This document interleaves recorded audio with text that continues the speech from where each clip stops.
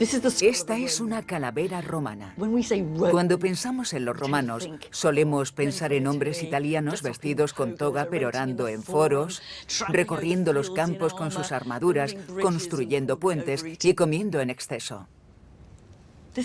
Este romano vivía en York y era una mujer. Todo cuanto sabemos de ella deriva de sus huesos y de lo que se halló junto a ellos. No debía de tener más de 20 años cuando murió, pero sí bastante dinero a juzgar por las joyas encontradas junto a ella. Un bonito collar azul, un brazalete azabache, una pulsera de marfil, un jarrón de cristal azul y un par de pendientes de cristal. Pero aún tenemos más datos. Por la forma de su cráneo, sabemos que era mestiza. Si no provenía del norte de África, lo harían sus padres o sus abuelos. Y esto nos lleva a plantearnos, ¿quiénes eran los romanos y qué significaba ser romano?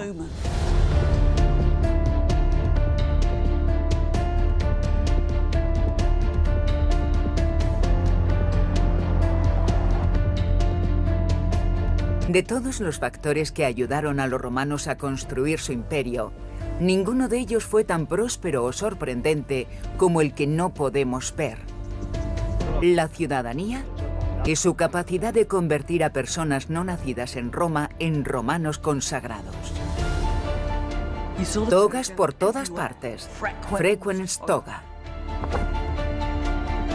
Todos podían ser ciudadanos romanos, ricos, pobres, negros, blancos, desde los límites del Sáhara hasta las húmedas fronteras del norte de Britania.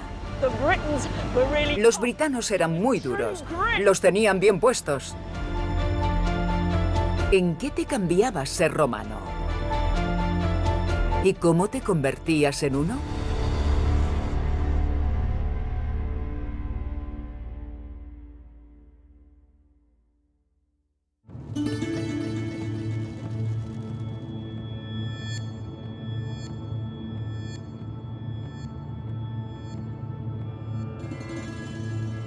Oculta tras una actual propiedad industrial del sur de España, se hallan las ruinas de un pequeño asentamiento romano. En un sitio que hay que buscar a conciencia. No creo que forme parte de las rutas turísticas habituales. Aquí comienza, esta es la entrada. Por suerte, esto empieza a parecer más romano. Vale.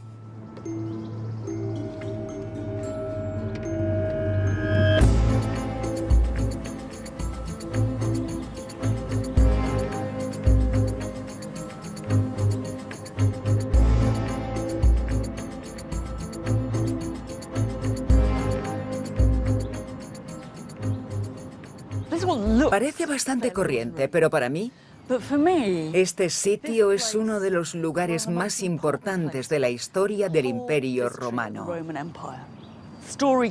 Su historia nos remonta al 171 a.C. Una delegación de Hispania se presentó en Roma representando a los más de 4.000 hombres que eran hijos de soldados romanos y mujeres hispanas. A causa de esto, no gozaban de derecho político alguno, no tenían patria y buscaban un hogar. Este fue uno de los efectos colaterales de la conquista y, curiosamente, el historiador Tito Livio los consideró una nueva especie. Los romanos, como era típico en ellos, improvisaron una solución. Para empezar, les ofrecieron Carteia como hogar, pero no se limitaron a eso. No solo les ofrecieron un hogar, sino un estatus. Los convirtieron en latinos a medio camino entre ciudadanos romanos plenos y no ciudadanos. Puede que no parezca mucho, pero fue revolucionario, ya que estableció el principio de que podías ser ciudadano romano en cierto modo, sin que tus orígenes fueran romanos o itálicos, y dio pie a un proceso que acabaría cientos de años más tarde con todos los habitantes libres del Imperio Romano siendo ciudadanos romanos.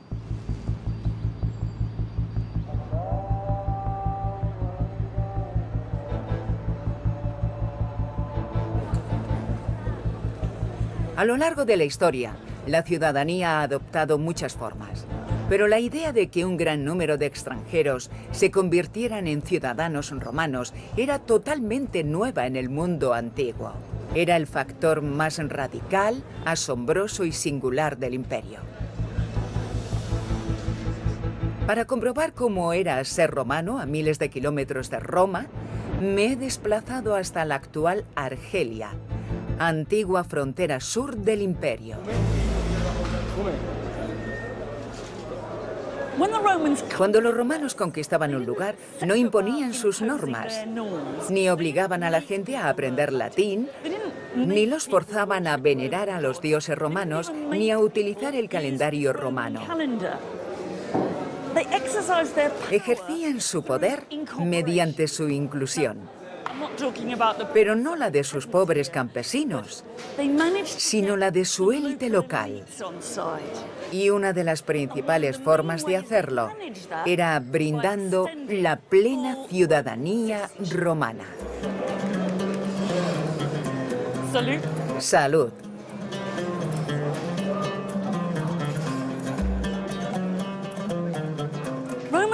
La ciudadanía romana era siempre un regalo. No había que aprobar ningún examen ni pagar nada. No había que aprender latín y tampoco jurar bandera. Bueno, los romanos no tenían, pero ya me entendéis. ¿Pero de qué servía ser ciudadano romano? Pues bien, te ofrecía todo tipo de derechos legales como firmar contratos o tener derechos matrimoniales, e impedía que pudieras ser crucificado.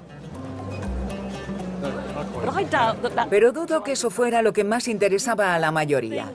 Lo más importante que te ofrecía la ciudadanía romana era ser parte de Roma. Era como el sueño americano. Aunque no mucha gente lo alcanzara, ese sueño seguía importándoles.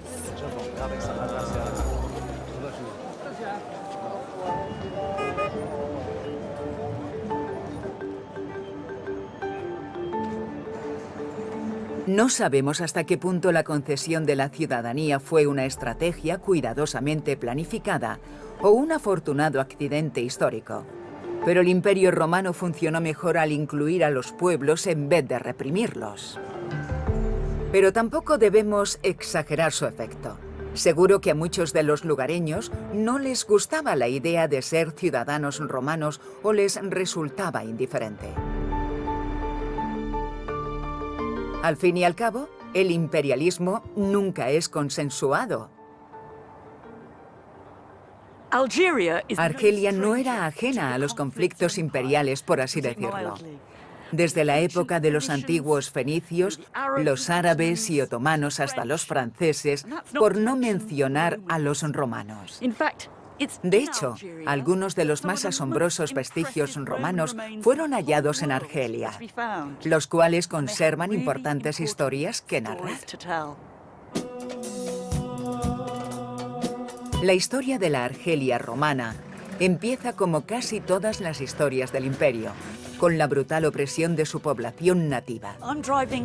Estos son los que un día fueron los campos de batalla de África. Es donde los romanos lucharon durante décadas y tras la conquista en sí, miles de soldados fueron estacionados aquí para vigilar la frontera sur.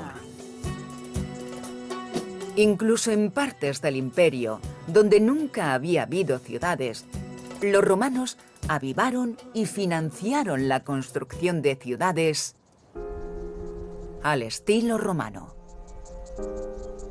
Tingat fue originalmente construida para los soldados romanos retirados que habían servido cerca de allí, y nos revela mucho sobre cómo Roma echó raíces lejos de la península itálica y cómo su identidad y cultura prosperaron en las fronteras de su imperio. Estoy empezando a orientarme. Esta debía de ser una de las principales entradas a la ciudad. Cuando entras todo parece un gran embrollo, pero casi al instante te encuentras con un cruce y después ves una vía pavimentada en una gran cuadrícula. Este ha de ser uno de los mejores ejemplos que han sobrevivido de ciudades romanas del imperio. representaba una agresiva declaración de romanidad en pleno desierto, por lo que no me ha resultado difícil encontrarla. Supongo que ahora estoy en una casita. ¡Y qué puerta tan magnífica!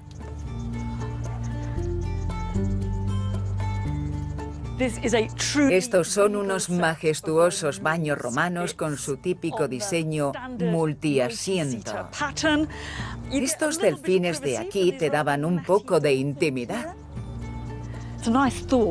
Es curioso pensar que uno de los baños más lujosos de todo el Imperio Romano lo encontramos en Argelia.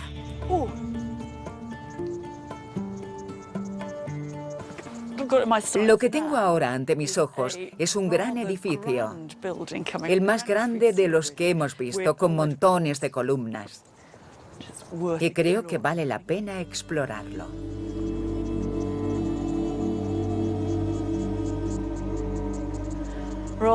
Una lujosa entrada con un patio. ¿Pero qué demonios será esto? ¡Qué interesante!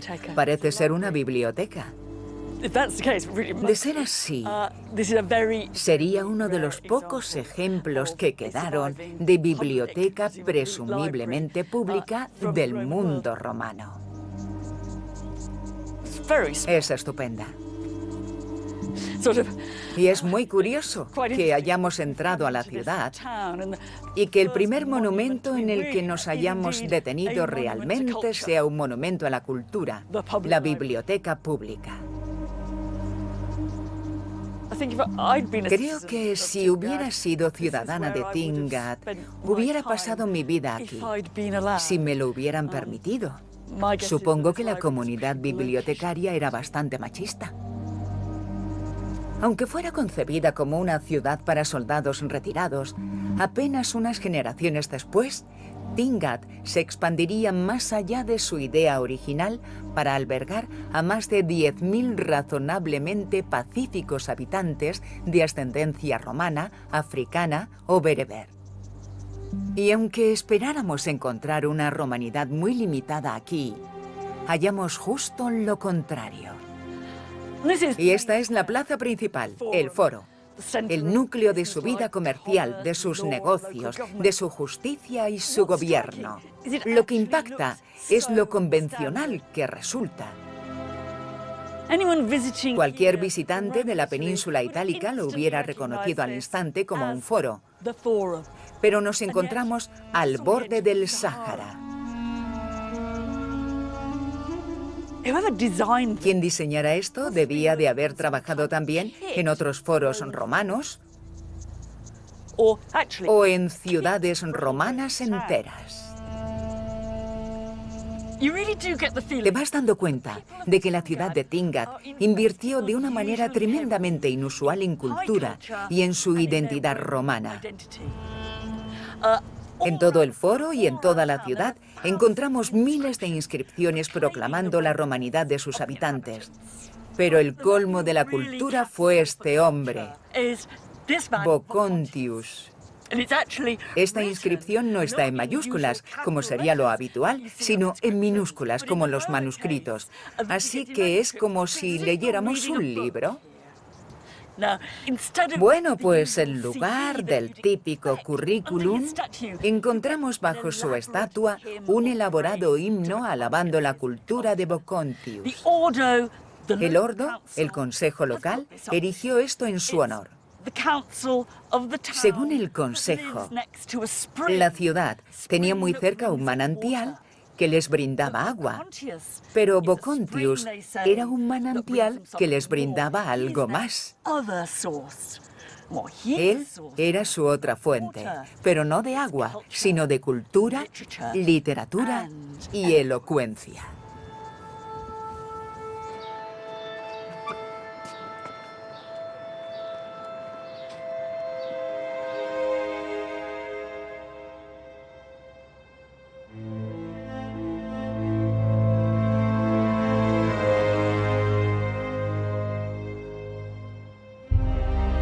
Aquí, en las fronteras del imperio, el pueblo de Tingad estaba tan comprometido como los demás en demostrar su romanidad.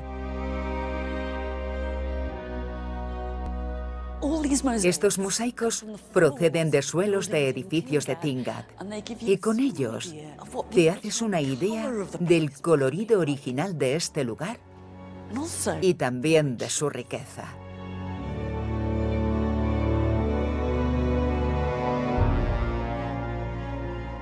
Esto podría considerarse como un poder ligero romano.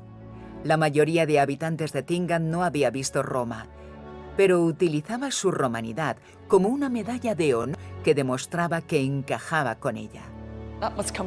Esto debió de pertenecer a unas termas. Que tenga un buen baño, dice. Y supongo que eso obligaba a usar sandalias.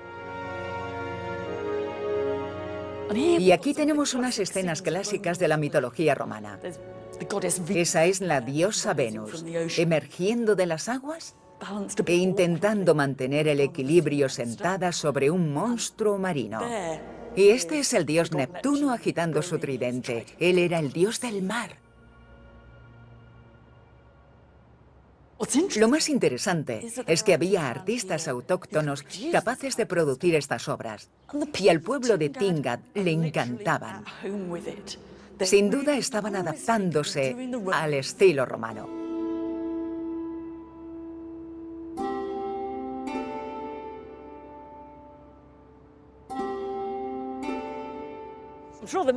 Aunque estoy segura de que se producían peleas, Tingad era, en apariencia, un lugar bastante pacífico. Y eso lo encontramos resumido en esta obra esculpida en el pavimento. Se trata de un tablero de juego con palabras escritas. De hecho, movías tu ficha de letra a letra y las palabras formaban un eslogan. Venari lavari. Cazar y bañarse. Ludere ridere. Jugar y reír. Hoc est vivere. Eso es vivir. Con esto te percatas de lo lejos que habían llegado este lugar y sus habitantes.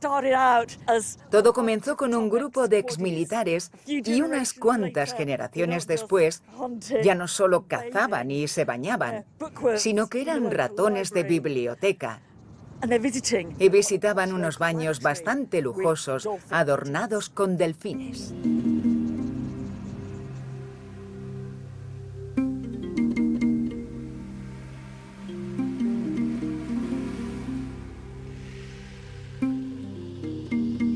En cierto modo, daba igual lo lejos que estuvieran del núcleo del imperio. Ser romano implicaba la inclusión, si tenías mucho dinero. Al aceptar a la élite local en el club, Roma se aseguraba su apoyo.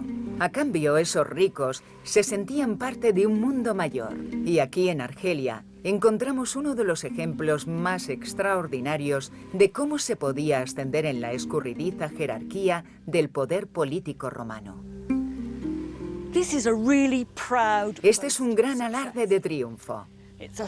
Se trata de un monumento diseñado para demostrar lo lejos que se podía llegar aun habiéndose criado en las fronteras del imperio, en lo que es hoy la Argelia rural. Fue levantado por un hombre llamado Quinto Lolio Urbico, en honor a su padre, su madre, sus hermanos y su tío, pero sobre todo en honor a sí mismo. Conocemos muy poco sobre las raíces de Urbico. No sabemos si su origen era romano, bereber o una mezcla de los dos. Pero lo que sí sabemos es que se crió a apenas unos kilómetros del mausoleo familiar, en la pequeña y remota ciudad de Tidis, y que sus familiares eran ciudadanos romanos.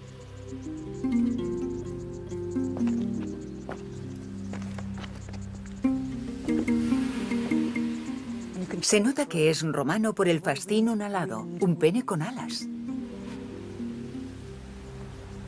Resulta poco probable que Tidis superara los 1000 habitantes ni en sus días de esplendor, así que parece más un pueblo que una ciudad. Y dudo que fuera particularmente conocida en Argelia y mucho menos en el resto del mundo romano. Creo que este se lleva el premio al foro más pequeño de todo el Imperio Romano. Las sedes locales estaban ahí y vemos un montón de basas sobre las que habría estatuas de emperadores y peces gordos locales. Aquí estaba la estatua de una importante mujer romana local. Pero aquí se hallaba la del mayor pez gordo de la ciudad, Quinto Lolio Urbico. La estatua se ha perdido, pero vemos dónde estaban sus pies.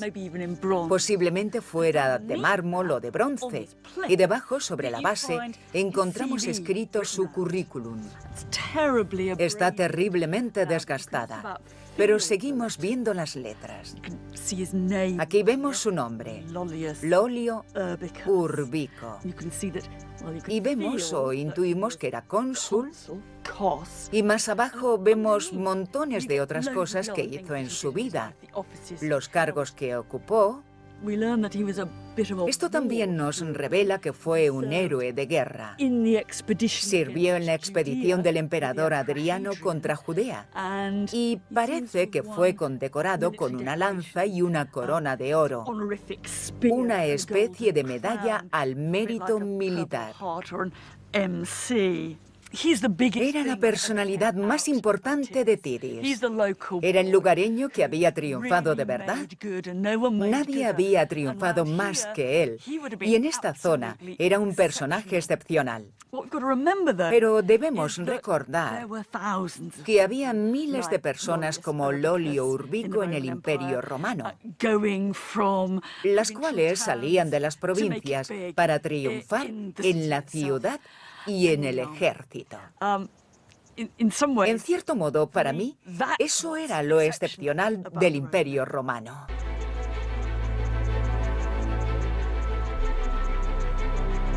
La historia de Urbico no acaba aquí. Si seguimos su rastro, nos lleva tan lejos de África como permitía el Imperio Romano.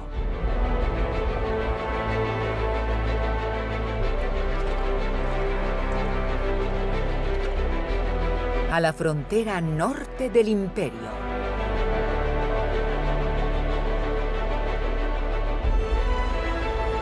En Britania, la actual Gran Bretaña, fue hallada una placa de una unidad del ejército romano en la que registraron un nuevo edificio que habían erigido.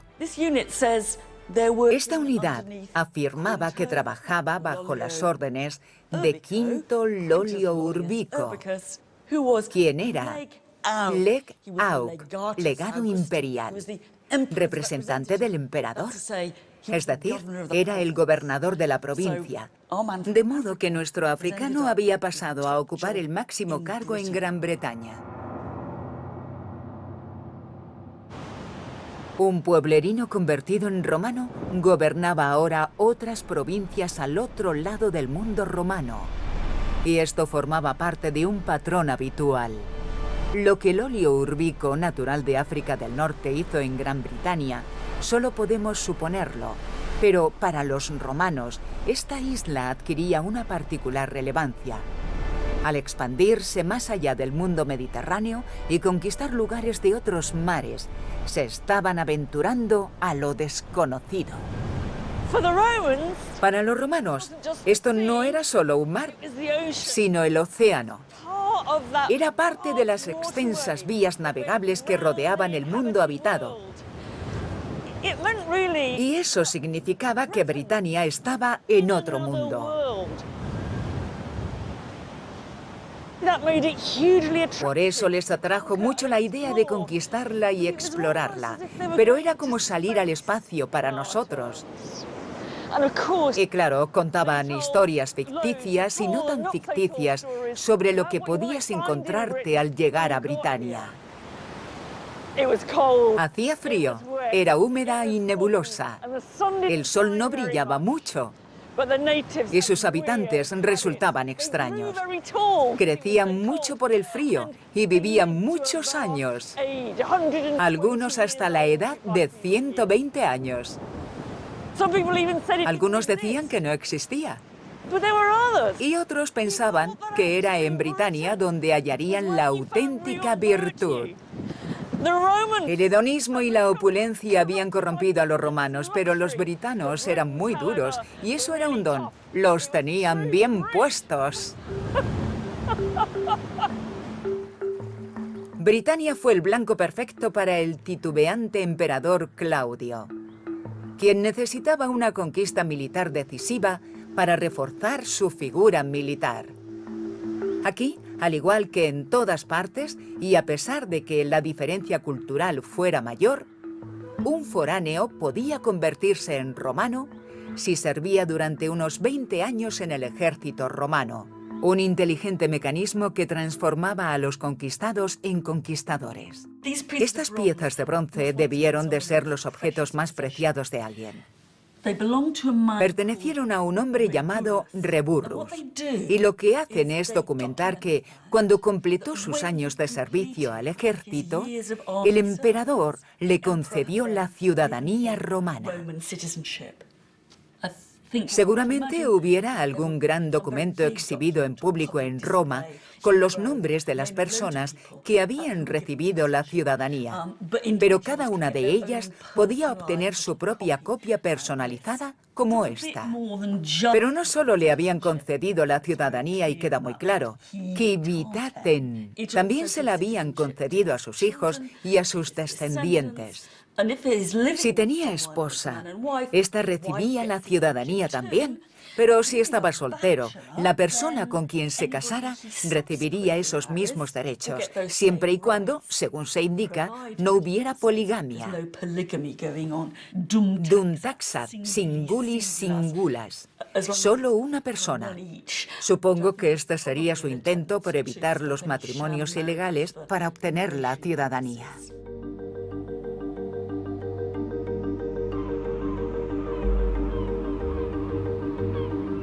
Reburrus era de Hispania, pero había servido como militar en Britania y seguramente residiera aquí tras retirarse, como tantos otros. Pues mucho después de que el emperador Claudio celebrara la conquista britana, estalló la guerra de guerrillas y hubo miles de soldados romanos posicionados en barracones de todo el país, como este, escondido entre los actuales adosados de South Shields. Todo esto parece muy romano y militar, pero sería un error imaginar un mundo con los soldados romanos recluidos en barracones y los nativos britanos en alguna zona del exterior. Aquí encontrábamos todo tipo de personas. Había comerciantes, empresarios, esclavos, mujeres, niños. Era una comunidad pequeña pero muy variada.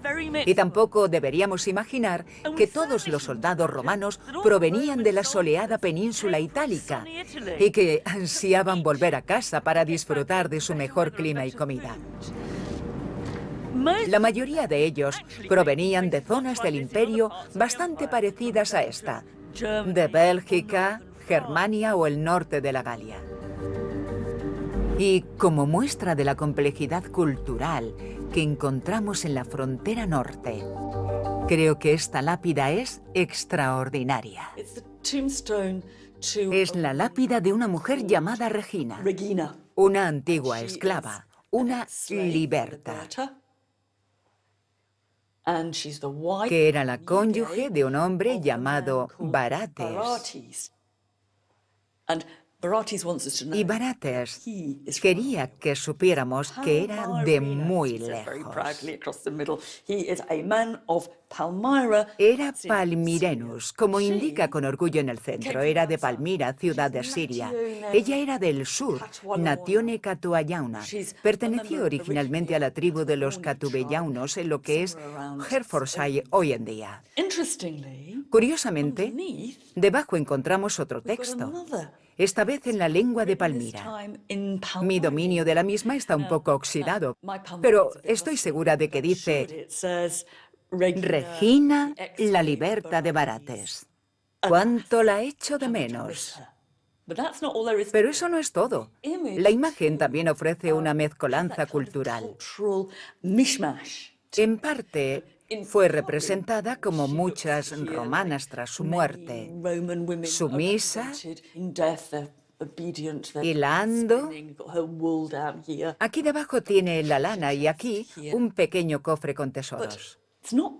Pero no es tan simple como parece, pues algunas partes de la imagen parecen basadas directamente en ejemplos de Palmira o Siria. Por desgracia, a alguien le ha destrozado la cara, pero el peinado que podemos intuir es el que encontramos en las tumbas de Siria. Y la idea de que sostenga un huso y este cruce en su regazo también es muy frecuente en Palmira. Así que aquí tenemos la identidad britana, romana y palmireña, representada mediante la escritura y la imagen. Pero además me asaltan muchas dudas. Me pregunto cómo una pobre chica de la tribu de los catubellaunos acabaría siendo esclava de un palmireño para casarse después con él y terminar aquí, en el muro de Adriano. Pero también me pregunto más cosas. ¿Destacaría esta pareja en el South Shields del siglo II después de Cristo? ¿Pensaría la gente que su relación era inusual o sería una más de muchas otras relaciones del estilo? ¿Y qué lengua pensamos que hablarían en casa? Creo que en general es un ejemplo perfecto del choque de identidades culturales, de la mezcla de culturas. Representa el revoltijo cultural que encontramos en las comunidades que habitaban aquí.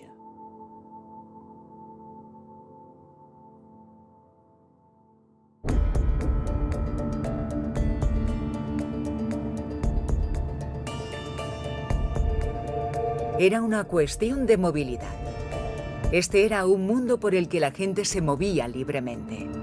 Todo tipo de migrantes recorrían el imperio en busca de una oportunidad profesional o soñando amasar una fortuna. Y podemos ver la magnitud de esta movilidad al ver sus esqueletos, cambiando nuestra concepción de las comunidades de la Britania romana. No eran lugares estáticos, sino llenos de gente nacida en otras partes. La arqueóloga Hedda Eckart, de la Universidad de Reading, ha estado investigando la identidad de los restos descubiertos en antiguos cementerios de todo el país. ¿Cómo se consigue determinar la procedencia de cada persona? Normalmente empezamos con los objetos de la tumba, y aquí podemos ver una serie de hallazgos en Catterick bastante inusuales. Estos son unos broches de ballesta que se cree que llevaban como insignia de su cargo, por lo que soldados y administradores los llevaban. Y puede que el objeto no sea inusual, pero sí la idea de colocarlo en la tumba. ¿Entonces era extranjero? Sí. ¿Y qué hacéis con la calavera? Lo que hacemos es analizar su dentadura, así que nos fijamos en los molares y examinamos su composición química, la cual conserva en su esmalte y nos revela la geología del entorno de la persona al crecer. Entonces, cuando se me estaban formando los dientes con 3, 4 o 5 años... Sí. Lo que comía y bebía quedaba atrapado en el esmalte del diente. Exacto. Es como una huella química. El agua hace referencia al clima, así que si te crías en el clima caluroso y costero de África del Norte, el resultado químico será distinto al de criarse en un clima más frío, como el de Alemania o Polonia. Vale. ¿Y cuál era el suyo? Pensamos que este individuo y que la mayoría de su grupo eran de una región más fría, más continental, de la zona de Alemania, Polonia o algo así. Entonces, la inmigración polaca en Gran Bretaña no es tan reciente como creemos. Podría preguntarte, ¿qué porcentaje de personas de la Britania romana crees que no se crió aquí? En el campo, por ejemplo, no lo sabemos.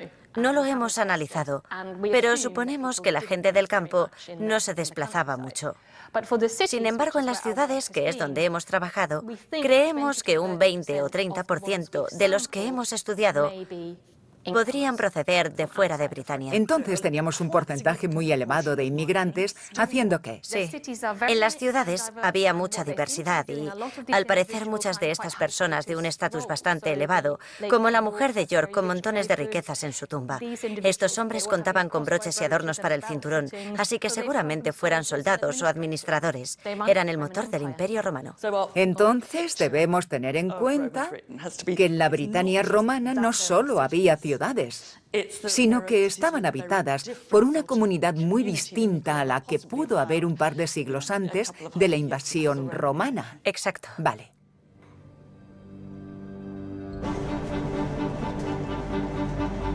Estos inmigrantes, los polacos y germánicos, o gente como la mujer de Yorkshire, de origen norafricano o barates, de Siria, hicieron tanto por el Imperio Romano como los emperadores y los políticos.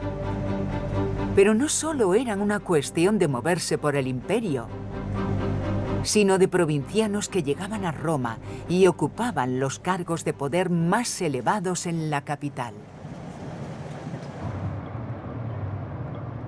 Podríamos decir que la clase dirigente era diversa étnicamente. Pero sería un error concluir que eran totalmente liberales. Cuando querían, podían ser tan xenófobos como nadie. Tal y como observamos en un extraordinario ejemplo que hallamos en la ciudad francesa de Lyon, es decir, en la Galia. Una propuesta del emperador Claudio, el mismo que había tomado Britania como trofeo, desató la polémica, pues sugirió que los galos debían poder acceder al corazón del gobierno romano. Claudio se encontró con todo tipo de objeciones. Algunos se quejaban de que, hasta hacía poco, los galos habían sido enemigos de Roma. Y otros decían que no les apetecía postrarse ante una panda de nuevos ricos procedentes del campo.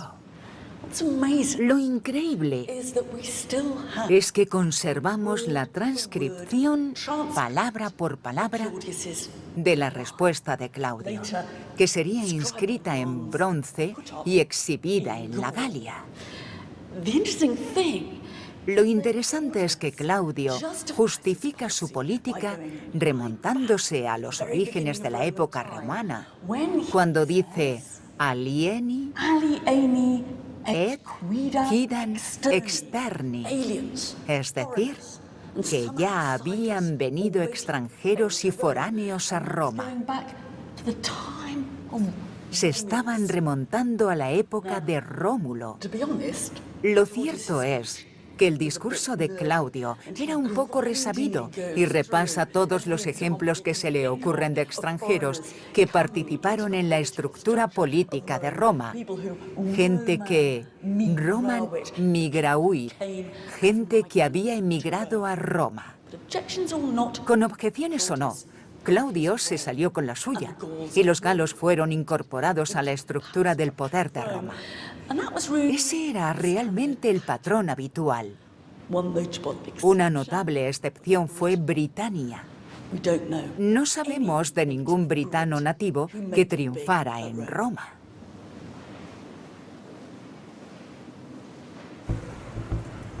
Si bien los britanos nunca dominaron Roma, esta sí que los dominó a ellos. Aunque fuera pasando las tardes como imaginamos a los romanos hacerlo, yendo a las termas o, dependiendo del tiempo, vistiéndose con una sábana.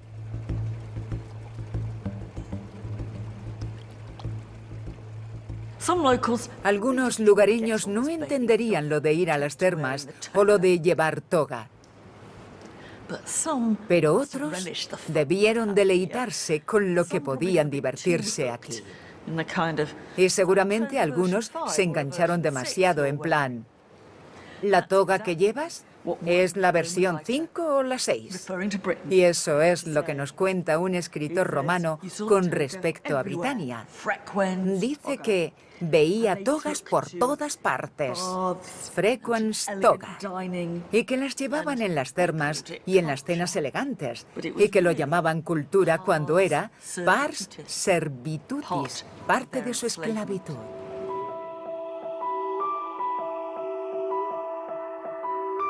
De esta manera se mofaba de la gente por sus pretensiones romanas y a la vez reconocía que éstas jugaban a favor de Roma. Pero estas interacciones culturales eran mucho más complejas. Aquí en Bath, mucho antes de la invasión romana, la población local veneraba a la diosa Sulis en estos cálidos manantiales. Tras la conquista, los romanos la consideraron equivalente a su diosa Minerva y le dieron su nombre. Comenzaron a adorarla como Sulis Minerva, una diosa híbrida que combinaba ambas identidades. Pero, ¿era realmente nativa o romana? Lo que queda de la fachada del templo nos revela mucho sobre Bath en esa época. Parte de ella es muy romana, pero no toda. Es como si en el centro del frontón le hubieran pedido al escultor tallar el escudo de la diosa Minerva, que en la mitología romana estaba adornada con la terrorífica cabeza de la Gorgona. Hasta ahí bien, pero lo que tenemos aquí es un hombre con bigote. Por tanto, la cuestión es, ¿se equivocó el escultor? ¿Falló al romanizarlo? ¿O se negó a romanizarlo del todo y es Sulis quien aparece ahí? ¿O se trataba de algo un poco más interesante? ¿Sería esta una nueva cultura híbrida para una nueva Britania? Con la fusión de imágenes romanas y prerromanas en el arte, la veneración a dioses duales y la mezcla cultural de sus pueblos y ciudades, empezamos a ver emerger una nueva identidad en Britania. Quizá no deberíamos pensar en su pueblo como nativo o romano. Tal vez ser romano aquí significara algo totalmente nuevo, es decir, britano. Cuando los romanos invadieron esta isla, era el hogar de miles y miles de personas. Había montones de agrupaciones distintas y cada una se creía dueña de parte de ella. No existía unidad política alguna, y eso fue lo que buscaron los romanos. En cierto sentido, no solo encontraron y conquistaron Britania, sino que la crearon.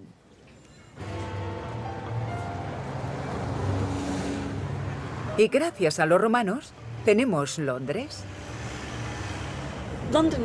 Londres era una nueva ciudad romana. Hasta ese momento esto había sido solo campo. Gracias a los romanos, Londres se convirtió en una capital fundada en el sureste, con todas las ventajas y desventajas que eso conllevaba. Lo asombroso es que, bajo los edificios que vemos ahora, encontramos todo tipo de elementos que han sobrevivido de la ciudad romana que fue. Para nosotros, eso es el Guildhall, pero ahí es donde estaba el anfiteatro romano. Y ahí estaba el foro romano, el centro de la ciudad. Supuestamente, una de las construcciones públicas más grandes al norte de los Alpes. La mayoría se fija aquí, en la Torre de Londres. Pero detrás verían parte de un muro romano 1000 años más antiguo. Pero no podemos ignorar que todo esto fue posterior a una violenta conquista y que ni todos los habitantes de Britania, ni de las demás provincias romanas, celebraban con alegría su nueva identidad. De hecho, una de las heroínas de la cultura nacional británica fue una rebelde resistente contra la ocupación romana. Ella es Boudica, la esposa de un rey local que había llegado a un acuerdo con los romanos y les había cedido el reino. El problema es que los romanos tomaron su patrimonio con una terrible brutalidad. Azotaron a Boudica y violaron a sus hijas. Boudica aprovechó su oportunidad para liderar una revolución con el fin de asaltar Londres y otras ciudades romanas y reducirlas a cenizas. En una ocasión, Las fuerzas de Boudica les cortaron los pechos a unas romanas y se los cosieron a la boca tras matarlas.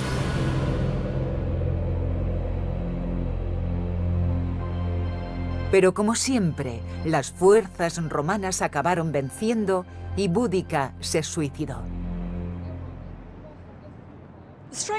Lo curioso es que hace unos cuantos siglos, Boudica, la despiadada adversaria del Imperio Romano, fue reinventada como predecesora del Imperio Británico. Las palabras de la base de la estatua lo dicen todo. No te preocupes, Boudica. Tus descendientes conquistarán más territorio del que jamás conquistaron esos romanos. Tengo que reconocer que por distintas razones, parte de mi corazón está con Boudica, con esa mujer fuerte que plantó cara al poderío del Imperio Romano. Pero mi cabeza me dice otra cosa. Me avergüenza un poco decirlo, pero me alegra un poco que no ganara. Aunque los romanos exageraran sus crímenes, era una violenta terrorista. ¿Y qué clase de sitio hubiera sido este si hubiera vencido ella? A menudo me cuesta posicionarme a favor de los romanos o de los rebeldes, pero algo quedó claro, y es que los romanos tuvieron que luchar por conservar Britania. Esta isla siempre fue una posesión exótica y un poco incómoda para ellos.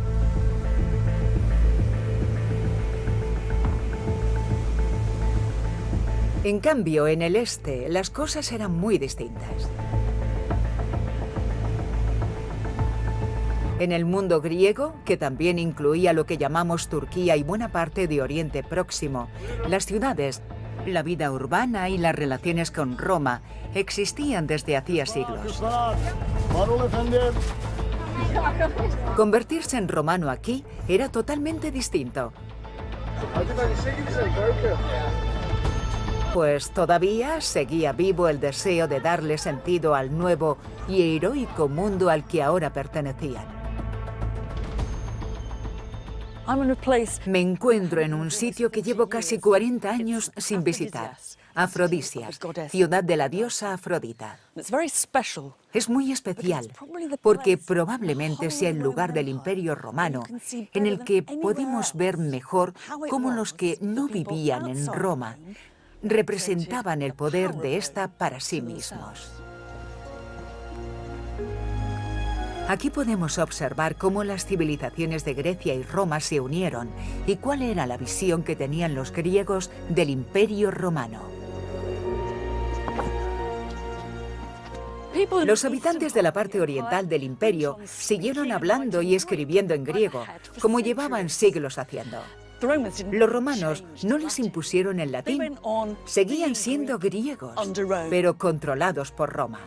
Veían teatro griego, leían libros griegos, veneraban a dioses griegos en templos griegos y hacían algo que disgustaba bastante a los romanos. Practicaban atletismo desnudos en estadios como este.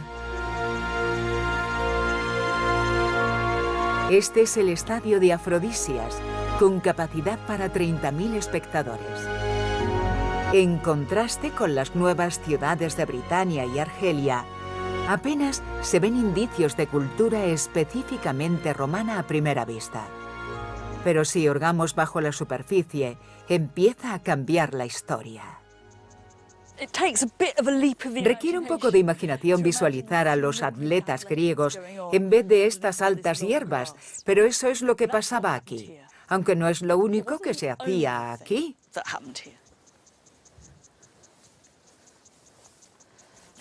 Siempre vale la pena prestar mucha atención a los detalles de estos grandes trozos de piedra. Observamos varias pistas claras de un uso bastante romano. A lo largo de la primera fila de asientos encontramos algunos pequeños detalles. Aquí tenemos un agujero por el que pasarían unas cuerdas y también una especie de cuña. Esto conformaba una estructura de cuerdas, postes y redes que mantenía al público a salvo de los peligros del estadio. Pero ya no hablamos de los atletas, sino de animales. Debemos tener en cuenta que, a veces, los habitantes de Afrodisias venían a presenciar el deporte griego por excelencia, el atletismo. Pero otras tantas venían para divertirse al más puro estilo romano, con el combate de gladiadores y la caza de animales salvajes. Por tanto, el uso de este estadio era dual y nos demuestra cómo la cultura griega iba incluyendo elementos romanos.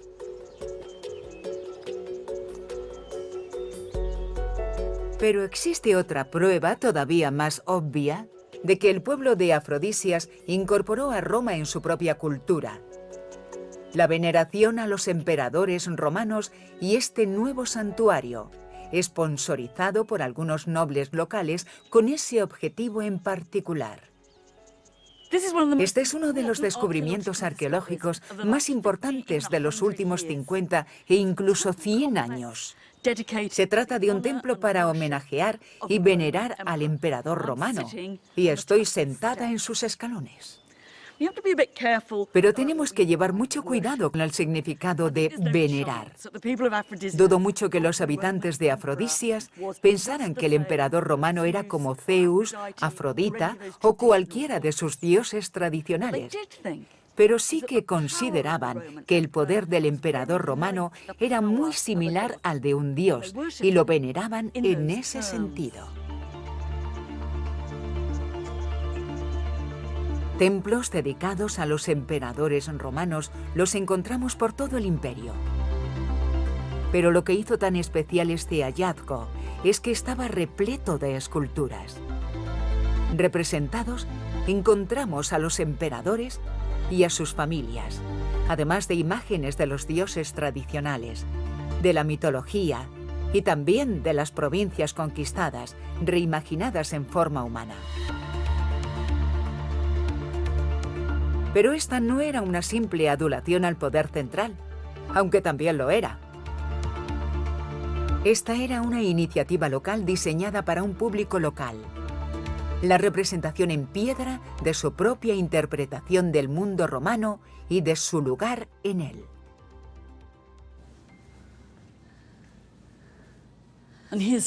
Aquí tenemos a un emperador semidesnudo ensañándose con una provincia. Resulta muy interesante que las provincias y territorios conquistados siempre son representados como figuras femeninas. Así que esta es una excepcional, o más bien horrible muestra de política de género, con un heroico emperador masculino sacrificando o raptando a mujeres indefensas. Esta mujer intenta no mostrar su cuerpo desnudo y alza la mano, posiblemente suplicando piedad. Él tiene la suya tirándole del pelo. Esta leyenda es maravillosamente reveladora. El emperador es Tiberio Claudio César. Se trata del emperador Claudio, pero la provincia nos sorprende un poco porque es Britania. Es la representación más griega que podéis encontrar de ella. De hecho, es la primerísima imagen de Britania que apareció en el arte mundial. Y sorprende un poco descubrir que no fue representada como una guerrera en la parte trasera de una moneda, sino como la vemos aquí, como una víctima, en todos los sentidos, de la violación de un romano. Pero lo curioso es que cuando bajas aquí para leer las leyendas, empiezas a ver las esculturas de otra forma, porque estaban pensadas para ser vistas desde abajo. Se ven bastante distintas desde este ángulo. Y cuanto más abajo, mejor se aprecia esta. Y si te acuestas, te quedas mirando directamente al patético rostro de Britania. Y así es como lo verían los habitantes de Afrodisias al pasar por los pórticos que debía de haber. Me pregunto qué pensarían al mirarla. Supongo que serían pocos los que estarían a favor de Britania, muchos los que quedarían fascinados ante el poder divino de Claudio, y otros tantos los que consideraran la gloria de Roma como propia. En el imperio no había sometidos, sino compañeros. Aquí se podía ser griego y romano sin caer en contradicción. Para mí, la importantísima conclusión es que no había una sola forma de ser romano. Hemos recorrido todo el Imperio Romano y hemos encontrado romanos en toga, en túnica y hasta en pantalones. Los hemos descubierto hablando latín, griego y celta. No había un reglamento para ser romano. De hecho, era su diversidad y la aceptación de esta la que sostenía el Imperio Romano.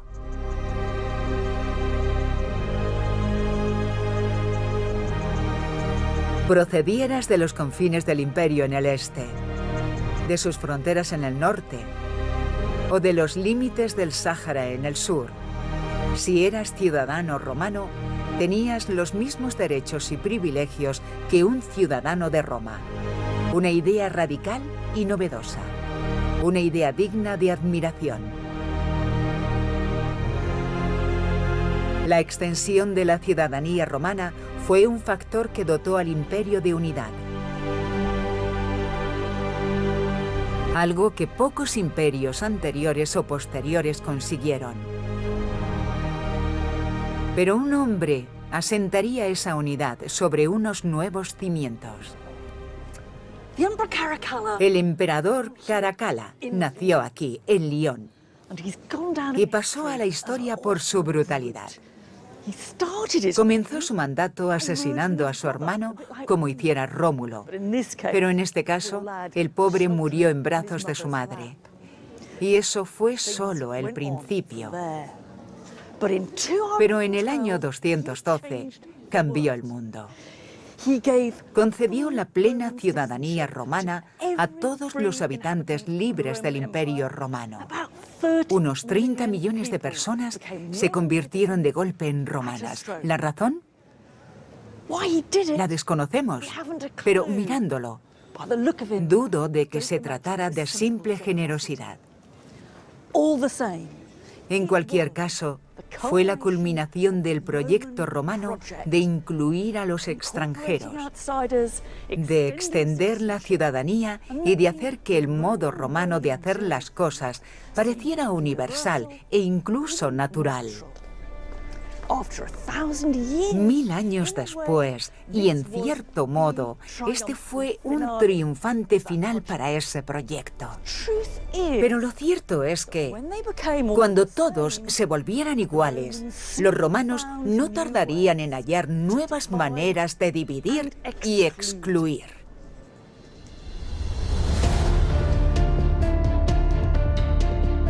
Ahora el Imperio Romano se enfrentará tanto a presiones externas. Este muro ha de ser algo para controlar eso, como a nuevas amenazas internas. Eran romanos atacando a romanos.